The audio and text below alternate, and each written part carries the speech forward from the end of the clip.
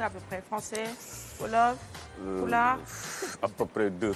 Deux, à peu près. À peu près deux. Les autres membres, surtout en anglais, laisse tomber quoi. Laisse tomber quoi, s'il faut parler anglais.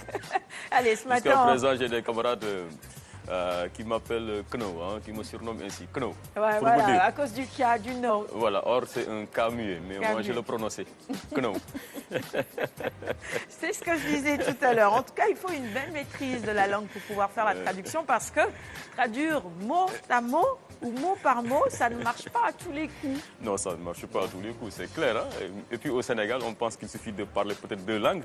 Là, je fais référence à notre ami René Léon Fonseca pour se proclamer traducteur. Ça n'a rien à voir. C'est un métier qui est codé comme n'importe quel métier, qui obéit à des règles et qui sont agréés. Parce que les traducteurs, en tout cas professionnels, sont agréés. Donc, qui délivre l'agrément, ça, ce sera quand même l'occasion d'en parler avec M. Gassama, donc, qui est le cofondateur de l'association des traducteurs du Sénégal, qui existe bel et bien.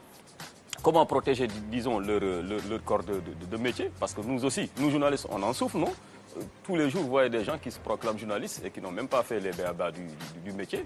Donc ce serait bien aussi de parler un peu de ce métier-là qui est peu connu par les Sénégalais. Et souvent, pour traduire un document officiel, on se dit, bon, il y a peut-être un élève du quartier, il est bon, il excelle dans telle langue, on va se rapprocher de lui pour qu'il nous fasse la traduction. Ça n'a rien à voir, parce que là, il peut même vous induire en erreur, parce que c'est extrêmement complexe, surtout quand il s'agit, par exemple, de documents administratifs. Souvent, nos parents, modou, souffrent beaucoup de ça.